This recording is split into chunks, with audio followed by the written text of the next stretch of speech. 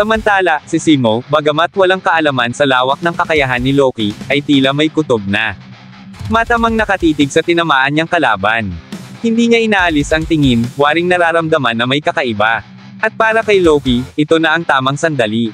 Ilang segundo na lang, at ang clone ay magiging maitim na usok.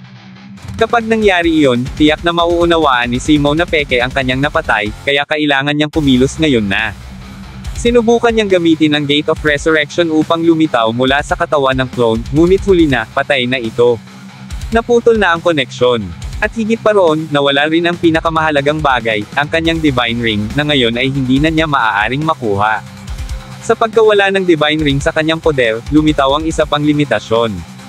Kung wala sa kanyang kontrol ang Adveranok Ring, 4 na clone lamang ang kaya niyang panatilihing buhay at aktibo sa gitna ng labanan. Ang 4 na apoy, ito ang sumisimbolo sa tanging bilang ng clone na kaya niyang ilabas sa ngayon. Muling napaisip si Loki. Tahimik na sumagi sa kanyang isipan ang tanong. Sapat ba ang 4 na ito, upang pabagsakin ang sniper ng sangkatauhan? Habang lumilipas ang mahahalagang segundo, hindi mapakali si Loki. Sunod-sunod ang mga kalkulasyon sa kanyang isipan, mga plano, posibilidad, at desperadong paraan para makabawi. Alam niyang nauubos na ang kanyang oras. Ang sitwasyon ay hindi na pabor sa kanya.